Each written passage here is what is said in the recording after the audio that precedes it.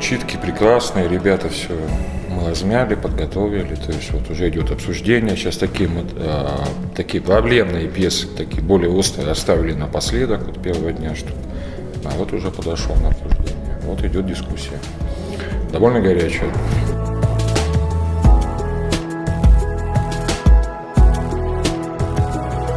Ну, интересный зритель Бурятии. Я уже понимаю, как бы запрос какой идет от зрителей. Мне говорят, что мы, буряты, либо плакать, либо смеяться. Вот какие-то промежуточные нам вещи пока как бы, не совсем ясны или непонятны, вот требуют какого-то разъяснения. То есть вот тут как бы такое жанровое определение уже даже зритель задает.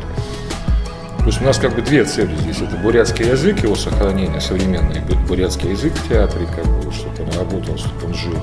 Ну и, соответственно, вторая, это вот прокачать актеров очень так, чтобы они были более техничные, чтобы у них был такой бэкграунд авторский, чтобы они понимали театр по-разному, как он устроен, с точки зрения драматургии, сцены.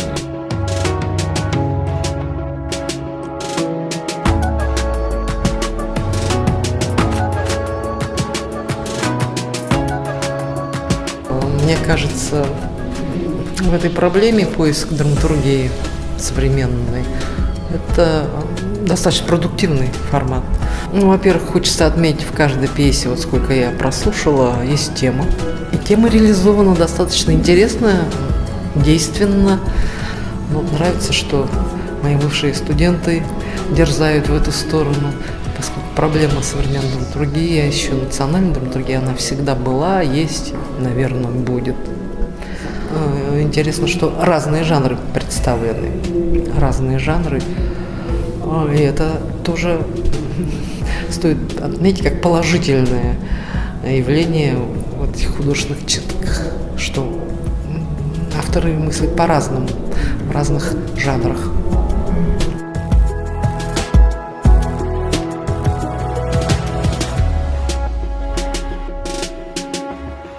Пьеса моя называется «Голуби». И, в принципе, таких больших же, в принципе, порицаний не было. И, неполноценная же пьеса, это как бы только набросок.